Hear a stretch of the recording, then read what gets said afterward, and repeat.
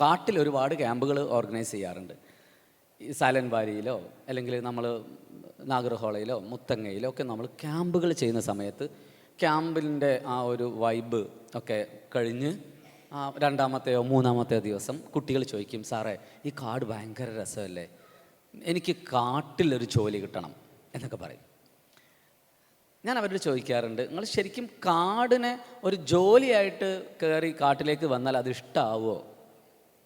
ആവാൻ സാധ്യതയില്ല. അങ്ങനെ ഒരു പ്രശ്നം അവിടെ കിടക്കുന്നുണ്ട്. അപ്പം നമ്മൾ പെട്ടെന്നൊരു ഇഷ്ടത്തെ ഒരു 3 ദിവസം ഒരു റിസോർട്ട്, ഉദാഹരണത്തിന് ഒരു വീട് നല്ല രീതിയിൽ പണിതൊരു വീട്ടിൽ നിന്ന് ഓല കൊണ്ട് മേഞ്ഞ മണ്ണ് ചുമരുകളുള്ള ഒരു പ്രകൃതി സൗഹൃദമായ റിസോർട്ടിൽ പോയി നമ്മൾ താമസിക്കുന്നു എന്ന് കരുതുക. ഭയങ്കര വൈബായിരിക്കും. മൺചുമരുകൾ, അവിടെ മുറ്റത്ത് കുറേ പഴയ സാധനങ്ങൾ, ഓലക്കീറിലൂടെ വെളിച്ചം, മഴവെള്ളം മുറ്റത്തുനിന്ന് താഴേക്ക് ഇങ്ങനെ വീഴുന്നു, കൈ കളിക്കുന്നു. അത് കണ്ടിട്ട് നമ്മൾ വീട് പണിയാൻ പറ്റൂല.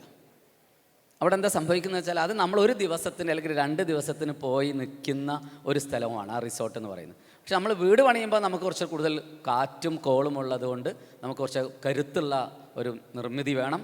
നമുക്ക് കുറേ ദിവസം നിൽക്കുന്നതുകൊണ്ട് അവിടെ മെയിൻ്റനൻസ് കുറഞ്ഞതായിരിക്കണം. അവിടെ ആ വ്യത്യാസമാണ് ഈ കോഴ്സ് തിരഞ്ഞെടുക്കുന്ന കാര്യത്തിൽ എനിക്ക് തോന്നിയത്.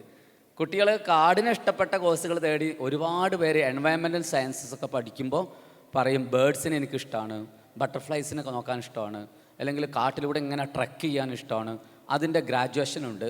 നല്ലതാണ്, ധാരാളം കോഴ്സുകളുണ്ട്. BSc എൻവയൺമെൻറ്റൽ സയൻസുമായി റിലേറ്റ് ചെയ്ത് ഒട്ടനവധി കോഴ്സുകളിൽ പഠിച്ചിറങ്ങിയ കുട്ടികൾ കാണാറുണ്ട് അവർ. പക്ഷേ പിന്നീടാണ് അവർക്ക് മനസ്സിലാകുന്നത്, ഈ കോഴ്സുകളെല്ലാം കഴിഞ്ഞ് കാട്ടിലല്ല ജോലി കിടക്കുന്നത്. ഏതെങ്കിലും എൻവയൺമെൻറ്റ് എഞ്ചിനീയറിംഗ് കഴിഞ്ഞ ഒരാൾ ഒരിക്കലും കാട്ടിൽ പോകണമെന്നില്ല. അതല്ലെങ്കിൽ ഏതെങ്കിലും ഒരു BSc ഫോറസ്ട്രി കഴിഞ്ഞ ഒരാൾ കാട്ടിലായിരിക്കില്ല ജോലി. അദ്ദേഹം ഒരു ഏതെങ്കിലും ഒരു സർക്കാർ ഉദ്യോഗസ്ഥനായി മാറുകയാണെങ്കിൽ അദ്ദേഹം ഒരു ഓഫീസിലായിരിക്കും ജോലി ചെയ്യുന്നത്. ഇവിടെ നമ്മുടെ ഈ ഇഷ്ടങ്ങളെ, നമ്മുടെ ആഗ്രഹങ്ങളെ ജോലിയുമായി കൂട്ടി ചേർക്കുമ്പോൾ എപ്പോഴും നമ്മുടെ കോഴ്സുകൾ തിരഞ്ഞെടുക്കുമ്പോൾ 2 വട്ടം എൻ്റെ മക്കൾ ആലോചിക്കണം. അതൊരു താൽക്കാലികമായ ഒരു ആഗ്രഹത്തിൻ്റെ പുറത്ത് നമുക്കൊരു കോഴ്സ് അങ്ങ് തിരഞ്ഞെടുക്കാൻ പറ്റില്ല. കുറേ കൂടി എനിക്ക് നിലനിന്ന് പോകാൻ പറ്റുന്ന, സസ്റ്റെയിൻ ചെയ്യാൻ പറ്റുന്ന ഒന്നാണ്. പക്ഷെ ഇവിടെ ഒരു പുതിയൊരു ട്രെൻഡ് ഞാൻ കാണുന്നത്, ഇപ്പോഴ് കൊറോണയ്ക്ക് ശേഷം യാത്രികരുടെ എണ്ണം കൂടിയിട്ടുണ്ട്. നിങ്ങൾ ശ്രദ്ധിച്ചോന്നറിയില്ല, അങ്ങനെയാണ് സംഭവം. എനിക്ക് ഫേസ്ബുക്കിലൊരു പേജുണ്ട്, സഞ്ചാരി എന്നാണ് അതിൻ്റെ പേജിൻ്റെ. അതൊരു കുറേ വർഷങ്ങളായിട്ട് അതുണ്ട്. 7 ലക്ഷം മെമ്പേഴ്സ് ഉണ്ട് ആ പേജിൽ. ഈ പേജിൽ കഴിഞ്ഞ കൊറോണയ്ക്ക് മുന്നേയും കൊറോണയ്ക്ക് ശേഷവും അതിനെ അനലൈസ് ചെയ്യുകയാണെങ്കിൽ, നേരത്തെ ഒരു സഞ്ചാരം എന്ന് പറയുന്നത് ഒരു ഗ്രാമത്തിൽ ഏതാനും ആളുകൾ മാത്രം നടത്തിയിരുന്ന ഒരു ബിസിനസ്സാണ്. അവിടെ ഒരു ട്രാവൽസ് ഉണ്ടാകും. ആ ട്രാവൽസിൽ അവർ ബുക്ക് ചെയ്യും, ഗൾഫിലേക്കുള്ള ടിക്കറ്റ് എടുക്കും, ട്രെയിൻ ടിക്കറ്റ് എടുക്കും, അല്ലെങ്കിൽ കുറച്ച് പാക്കേജുകളൊക്കെ അവർ ചെയ്യും. ഇന്ന് അതിൽ നിന്നും അവർക്ക് അല്ല ബിസിനസ് ഉള്ളത്. അതിൽ നിന്ന് മാറി ഇത് കുറേ പെൺകുട്ടികളും ആൺകുട്ടികളും ക്യാമ്പുകൾ ഓർഗനൈസ് ചെയ്യുന്നു, യാത്രകൾ സംഘടിപ്പിക്കുന്നു.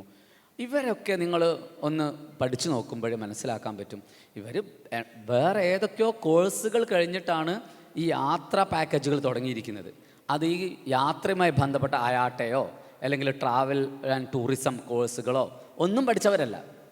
അപ്പോൾ ട്രാവൽ ആൻഡ് ടൂറിസം കോഴ്സ് കഴിഞ്ഞിട്ടല്ല പലരും ട്രാവൽസ് നടത്തുന്നത്. അവരുടെ എക്സ്പീരിയൻസിൽ നിന്നാണ് അവർ ആ ഫീൽഡിലെത്തുന്നത്. നിരന്തരമായി മണാലിയിൽ പോയ ഒരാൾ, 3 പ്രാവശ്യം മണാലിയിൽ പോയ ഒരാൾ 4ാമത്തെ യാത്രയിൽ 10 ആളെ കൂട്ടി സഞ്ചരിക്കും. അവൻ മണാലിയിലെ ഒരു ഗൈഡാകും.